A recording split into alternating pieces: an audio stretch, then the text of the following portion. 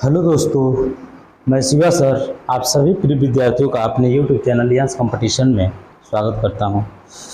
हम लोग तो वीडियो डेली अपलोड कर रहे हैं, ठीक है, और उसका रिस्पांस बेहतर नहीं हो रहा है, जिससे कि आप लोग थोड़ा सा कमेंट बॉक्स में बताएं कि क्या चीज़ आपको समझ में नहीं आ रहा है। उसको हम लोग तुरंत आपको रिप्लाई करेंगे, ठीक है। तो चलिए, आज का हम लोग का नया चैप्टर है और नए उमंग के साथ हम लोग शुरू करते हैं इस चैप्टर को, ठीक है। तो चलिए आइए शुरू करते हैं। जो आज का हम लोग का एक्सरसाइज नया लेसन है एसिड बेस साल्ट, तो इसको हम लोग कई पार्टों में पढ़ेंगे। आज के पार्ट में हम लोग पढ़ेंगे एसिड, ठीक है। एसिड मतलब अम्ल, ठीक है। तो आइए इसको हम लोग शुरू करते हैं, ठीक है।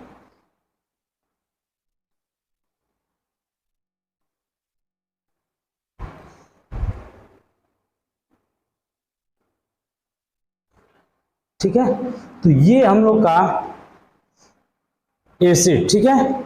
एसिड, इसके बारे में हम लोग थोड़ा सा समझेंगे, ठीक है, कि एसिड मतलब क्या होता है, अम्ल, ठीक है। तो एसिड जो है ये किस शब्द से प्राप्त हुआ है, ठीक है। तो इसको एसियर या एसिडस शब्द से प्राप्त हुआ। अम्ल एसिड जो है किस शब्द से प्राप्त हुआ है, एसिडस या एसियर शब्द से प्राप्त हुआ है, ठीक है। तो एसिड अम्ल जो है वो किस शब्द से प्राप्त हुआ है, एडी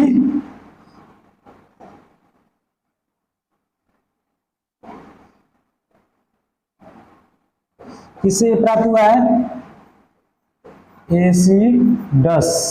एसिडस शब्द से क्या हुआ है, प्राप्त हुआ है, ठीक है।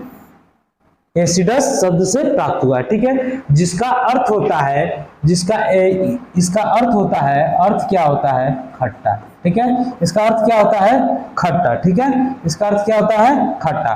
इसका एसिडस जो है इसका अर्थ क्या होता है, खट्टा, ठीक है। तो खट्टा, ठीक है, खट्टा। अम्ल जो है इसका अर्थ क्या होता है, खट्टा। यह किस शब्द से प्राप्त हुआ है, एसिडस शब्द से प्राप्त हुआ है, ठीक है। अब हम लोग देखिए यहाँ पे लिखा हुआ है वही, ठीक है। अम्ल शब्द की उत्पत्ति लैटिन शब्द के एसिडस शब्द से हुई है, जिसका अर्थ है खट्टा, ठीक है। अब यहाँ पे देखिए जो नीचे ये लिखा हुआ है, क्या लिखा है, ठीक है, कि वे पदार्थ जिनका स्वाद खट्टा होता है तथा जो नीले लिटमस पेपर को, ठीक है, लाल कर देता है, उसे हम लोग क्या कहते हैं, अम्ल कहते हैं। अम्ल की परिभाषा जो है कई वैज्ञानिकों ने कई प्रकार से दिया है, उसको भी हम लोग यहीं पे चर्चा करेंगे, ठीक है। तो किस वैज्ञानिक ने क्या बात बताया है अम्ल के बारे में, उसको भी हम लोग पढ़ेंगे आज की इस वीडियो में। सारा का सारा जो है हम लोग यूज, ठीक है, उसके बाद से इसके प्रयोग, ठीक है, इसके बाद से इसके प्रकार, इन सभी पे हम लोग विशेष रूप से चर्चा करेंगे, ठीक है। तो यहाँ पे आपको समझ में आ गया होगा कि दो चीजें आपको यहाँ पे ध्यान देना है। अम्ल लैटिन शब्द एसिडस से प्राप्त हुआ है, जिसका अर्थ होता है खट्टा, ठीक है, ये आपको समझ में आ गया। जो अम्ल है वो एसिडस शब्द से प्राप्त हुआ है, जिसका अर्थ होता है क्या, खट्टा, ठीक है। अब देखिए यहाँ पे, अब उसे ही तो हम लोग अम्ल कहते हैं। अब इसकी एग्जाम्पल क्या है, ठीक है। तो एग्जाम्पल देखिए इसके दिए हुए हैं, क्या एग्जाम्पल इसका दिया हुआ है, सिरका, ठीक है, सिट्रिक, फल, नींबू, संतरा और इमली, ये सभी के सभी क्या हैं, अम्ल हैं, ठीक है। नींबू, संतरा, ठीक है, ऑरेंज, ठीक है, जो भी है ये सभी के सभी क्या हैं, अम्ल हैं, एसिड हैं, ठीक है। अब हम लोग चलते हैं अगले प्रश्न की तरफ, ठीक है, अगले पॉइंट की तरफ, ठीक है। यहाँ पे ध्यान देंगे कि कुछ वैज्ञानिकों ने अम्ल के बारे में क्या अपने मत दिए थे। तो उसमें सबसे पहले आते हैं आर्हेनियस। कौन आते हैं, आर्हेनियस, ठीक है। आर्हेनियस ने अम्ल के बारे में क्या बताया था, ठीक है। आर्हेनियस, ठीक है, आर्हेनियस के अनुसार, ठीक है, आर्हेनियस के अनुसार क्या बताया गया था, ठीक है, उसको हम लोग समझेंगे। तो आर्हेनियस के द्वारा जो सिद्धांत दिया गया था वो क्या है, कि अम्ल वह पदार्थ है जो जलीय विलयन में H+ आयन देता है, ठीक है। आर्हेनियस के द्वारा क्या कहा गया था कि अम्ल वह पदार्थ है जो जलीय विलयन में H प्लस आयन देता है। एक बात ध्यान दीजिएगा कि ये जलीय विलयन में क्या देता है, H प्लस आयन देता है, ठीक है। यह आर्हेनियस के द्वारा कहा गया था कि अम्ल वह पदार्थ है जो जलीय विलयन में H प्लस आयन देता है, ठीक है। आर्हेनियस के द्वारा क्या कहा गया था कि यह जलीय विलयन में H प्लस आयन देता है। यह आर्हेनियस के द्वारा कहा गया स्टेटमेंट है, ठीक है। आर्हेनियस के द्वारा यह सिद्धांत दिया गया था कि अम्ल वह पदार्थ है जो जलीय विलयन में H प्लस आयन देते हैं, उसे हम लोग क्या कहते हैं, अम्ल कहते हैं, ठीक है। तो ये समझ में आ गया। अब यहाँ पे इनके द्वारा कुछ एग्जाम्पल भी दिए गए थे, तो अम्ल में देख लेते हैं क्या एग्जाम्पल थे, ठीक है। एग्जाम्पल क्या क्या होंगे, जैसे सल्फ्यूरिक अम्ल, ठीक है, सल्फ्यूरिक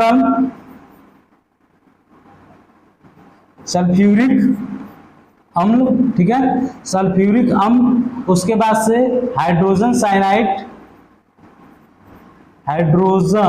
ठीक है, साइनाइड, ठीक है।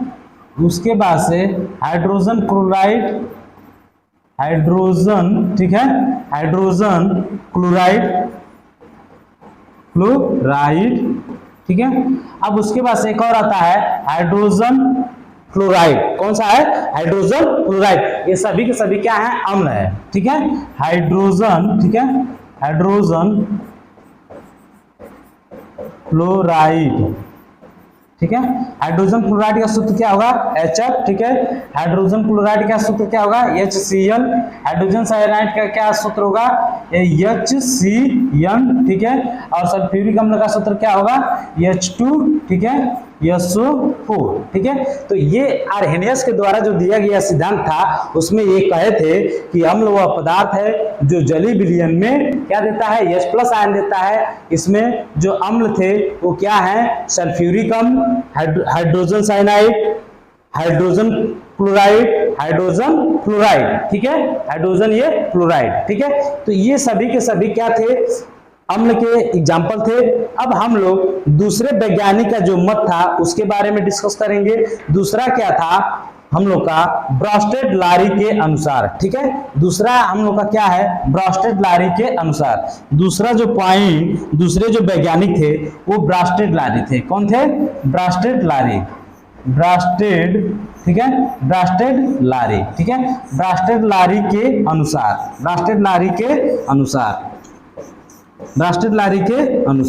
ब्रॉस्टेड-लारी के अनुसार क्या कहा गया था कि अम्ल वह पदार्थ है जो प्रोटीन ग्रहण करने की क्षमता प्रदान करता है। प्रोटॉन को, ठीक है, प्रोटॉन को क्या करता है, ग्रहण करने की क्षमता को रखता है, ठीक है। वो क्या कहलाता है, अम्ल कहलाता है। इनके द्वारा ब्रॉस्टेड-लारी जो थे इनके द्वारा यह स्टेटमेंट दिया गया था क्या, कि अम्ल वह पदार्थ है जो क्या करता है, प्रोटॉन, ठीक है, प्रोटॉन प्रदान करने की क्षमता प्रदान करता है, प्रोटॉन प्रदान करने की क्षमता करता है, ठीक है। तो यहाँ पे इनका स्टेटमेंट क्या था, प्रोटॉन, ठीक है, प्रोटॉन। ये स्टेटमेंट याद रखिएगा, प्रोटॉन, ठीक है। प्रोटॉन प्रदान करने का जो क्षमता होगा वो ब्रॉस्टेड-लारी के द्वारा कहा गया था, ठीक है। ये स्टेटमेंट ब्रॉस्टेड-लारी के द्वारा कहा गया था, ठीक है। अब हम लोग जो अगला स्टेटमेंट है वो किनका है, ध्यान देंगे यहाँ पे किनका है। अगला जो स्टेटमेंट है वो है हम लोग का लुईस। किसका, लुईस, ठीक है, लुईस के द्वारा क्या कहा गया था, ठीक है। तो लुईस के द्वारा क्या कहा गया था उस सिद्धांत को हम लोग समझते हैं, ठीक है। तो लुईस के द्वारा कहा गया था कि अम्ल वह पदार्थ है जो इलेक्ट्रॉन की निर्जल जोड़ी को क्या करता है, ग्रहण करता है, ठीक है। जो इलेक्ट्रॉन की निर्जल जोड़ी को ग्रहण करता है। बात समझ में आ रहा है कि नहीं, देखिए यहाँ पे समझिएगा कि लुईस के द्वारा क्या स्टेटमेंट दिया गया था कि अम्ल वह पदार्थ है जो इलेक्ट्रॉन की निर्जल जोड़ी को ग्रहण करता है, उसे अम्ल कहते हैं। या तो इसको आप इस तरह से भी समझ सकते हैं कि इलेक्ट्रॉन युग्म को जो ग्रहण करता है, इलेक्ट्रॉन युग्म को जो ग्रहण करता है उसे अम्ल कहा जाता है। यह स्टेटमेंट लुईस के द्वारा दिया गया था। तो यहाँ पे लिख लेंगे इलेक्ट्रॉन, ठीक है, इलेक्ट्रॉन, ठीक है, इलेक्ट्रॉन की, ठीक है, निर्जल, ठीक है, निर्जल जोड़ी, ठीक है, जोड़ी वो क्या करता है, ग्रहण करता है, ग्रहण करता है, उसे आप क्या कहते हैं, ठीक है, अम्ल कहते हैं। यह कथन किसका है, लुईस जी का है, ठीक है।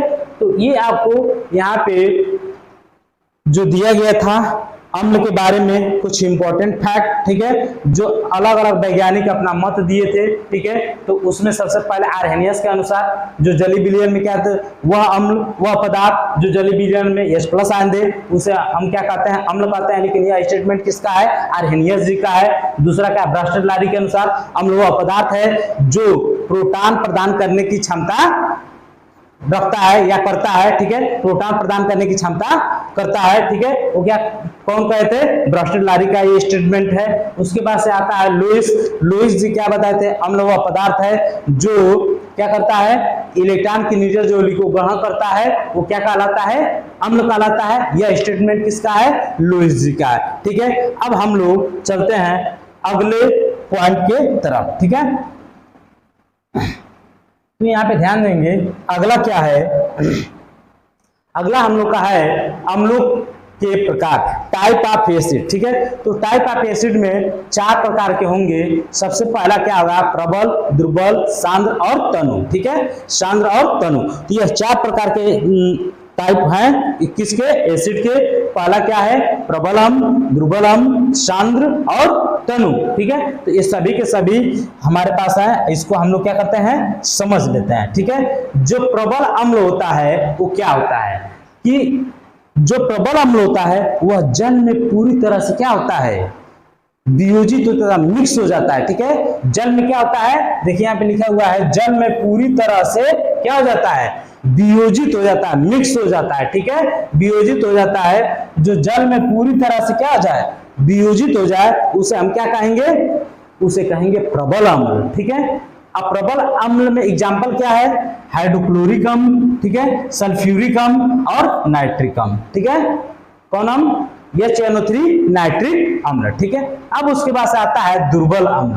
तो दुर्बल अम्ल क्या होगा कि जल में पूरी तरह वियोजित नहीं होंगे, ठीक है। दुर्बल अम्ल क्या कहलाएगा, जो जल में पूरी तरह से क्या हो, वियोजित ना हो, उसे दुर्बल अम्ल कहते हैं, ठीक है। तो ये समझ में आ गया होगा आपको। अब यहाँ पे देख लेते हैं थोड़ा सा क्या है कि जो जल में, ठीक है, जल में पूरी तरह क्या हो, वियोजित नहीं हो, उसे हम लोग क्या कहेंगे, दुर्बल अम्ल कहेंगे। अब दुर्बल अम्ल में कौन कौन से होंगे, एग्जाम्पल, लैक्टिक अम्ल और एसिटिक अम्ल। कौन सा अम्ल, एसिटिक अम्ल और लैक्टिक अम्ल, ठीक है। ये एसिटिक अम्ल का सूत्र है, ठीक है। अब हम लोग समझेंगे सांद्र अम्ल क्या होता है। तो सांद्र अम्ल में कुछ विशेष नहीं है, थोड़ा सा समझना है क्या, कि जिसमें अम्ल अधिक, जिसमें सांद्र का मतलब क्या होगा, जिसमें अम्ल अधिक मात्रा में होते हैं जबकि जल कम मात्रा में। देखिए इसको समझ लीजिएगा, सांद्र और तनु में काफी थोड़ा सा दिक्कत होता है, तो इसको समझ लीजिएगा कि ये एक दूसरे के क्या है, अपोजिट। जैसे प्रबल और दुर्बल एक दूसरे के अपोजिट होते हैं,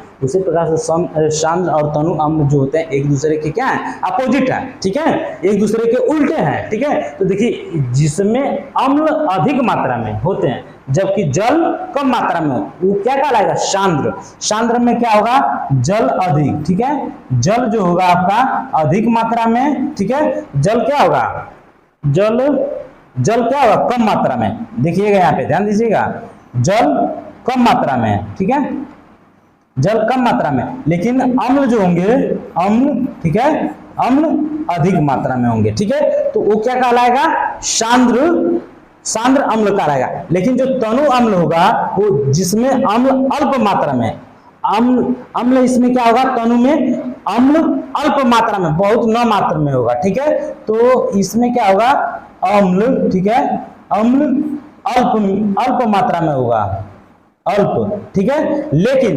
लेकिन जबकि जल अधिक मात्रा में होगा। लेकिन क्या होगा, जल जो होगा वो किस प्रकार से होगा, अधिक मात्रा में होगा, तो क्या कहलाएगा, तनु अम्ल कहलाएगा, ठीक है। तो यहाँ पे हम लोग डिस्कस कर लिए क्या, उसके टाइप को, प्रबल अम्ल, दुर्बल अम्ल, सांद्र और उसके बाद से तनु, ठीक है। तो अब इसको एक बार और समझ लीजिए, ठीक है। क्या होता है प्रबल अम्ल, प्रबल अम्ल क्या होता है, कि जिसमें क्या होता है, जल में पूरी तरह से जो वियोजित हो जाता है, जल में जो पूरी तरह से वियोजित हो जाता है वो क्या कहलाता है, प्रबल अम्ल कहलाता है। दुर्बल अम्ल क्या होता है, जो जल में पूरी तरह से वियोजित ना हो उसे दुर्बल अम्ल कहते हैं। सांद्र क्या होता है, जिसमें जल कम मात्रा में और अम्ल जो है अधिक मात्रा में हो उसे हम क्या कहेंगे, सांद्र अम्ल कहेंगे। और तनु अम्ल किसे कहेंगे, जिसमें अम्ल अल्प मात्रा में हो और जल अधिक मात्रा में हो उस तनु अम्ल कहलाता है। ठीक है, तो आपको समझ में आ गया होगा। ठीक है, चलते हैं हम लोग अगले पॉइंट की तरफ। ठीक है,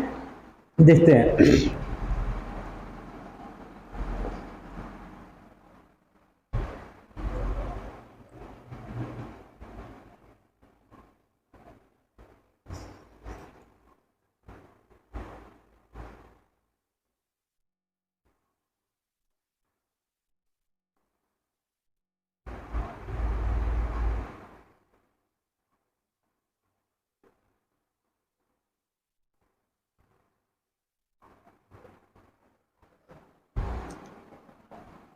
अब देखते हैं अगला जो पॉइंट है क्या है, अम्ल के रासायनिक गुण। तो अम्ल के रासायनिक गुण पढ़ने से पहले हम लोग अम्ल के भौतिक गुण को डिस्कस करेंगे। ठीक है, तो अम्ल की जो क्या है भौतिक गुण है उनको हम लोग डिस्कस कर लेते हैं। ठीक है, पहले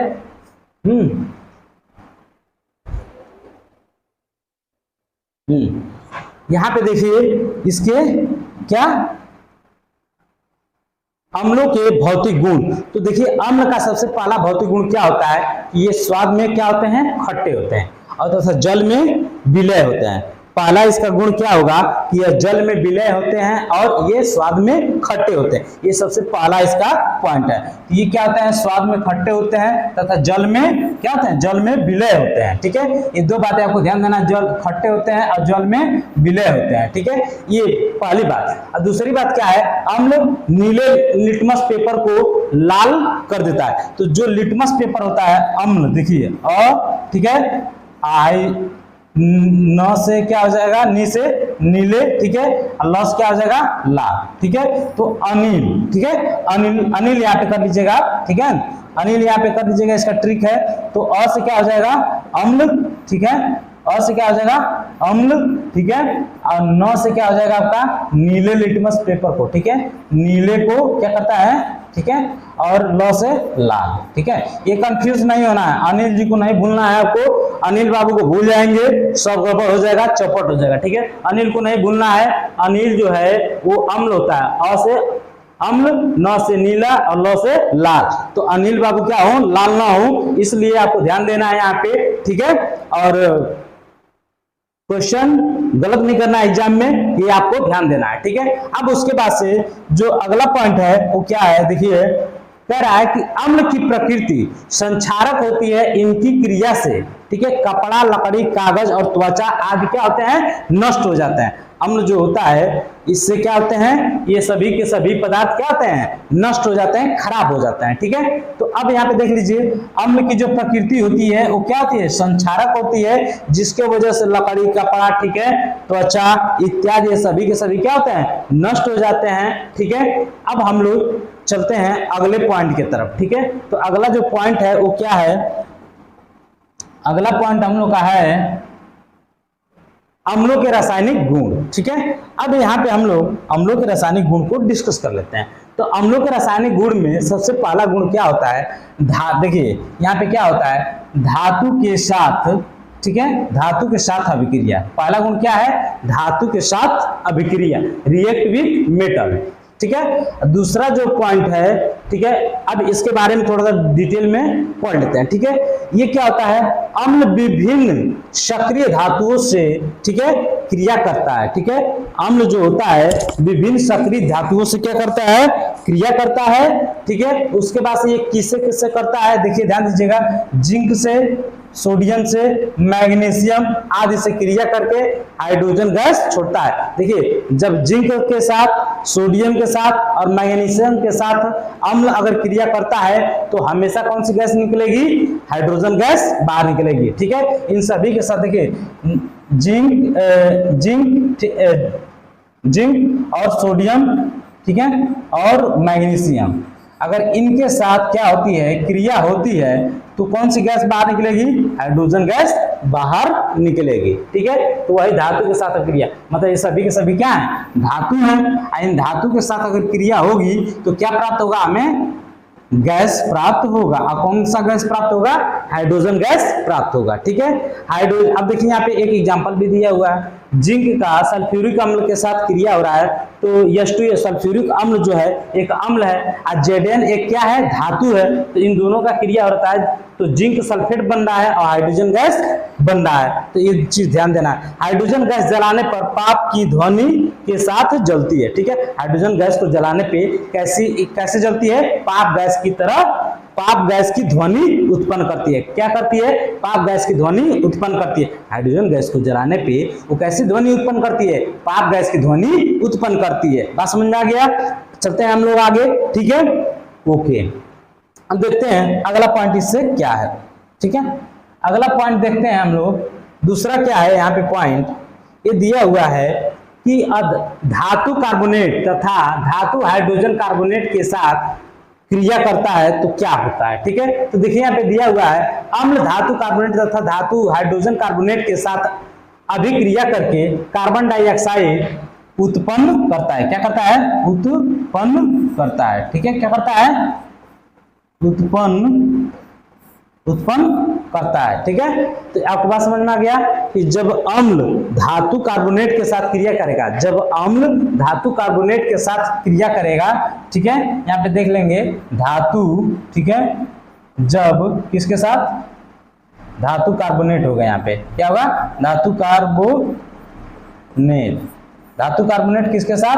अम्ल के साथ क्रिया करेगा तो क्या प्राप्त होगा? हमें कार्बन डाइऑक्साइड प्राप्त होगा। ठीक है, ये बात ध्यान देना है आपको। ठीक है, अब हम लोग देखिए यहाँ पे एक रिएक्शन दिया है, कैल्शियम कार्बोनेट और हाइड्रोक्लोरिक अम्ल का क्रिया हो रहा है, तो कैल्शियम क्लोराइड, ठीक है, और यहाँ पे 2H2O जल और कार्बन डाइऑक्साइड प्राप्त हो रहा है। ठीक है, उसी प्रकार से नीचे वाले रिएक्शन में भी देखिए कार्बन डाइऑक्साइड प्राप्त हो रहा है। ठीक है, अब हम लोग डिस्कस करेंगे अगले पॉइंट को। ठीक है, तीसरा जो पॉइंट है, ये सब रासायनिक गुण हैं।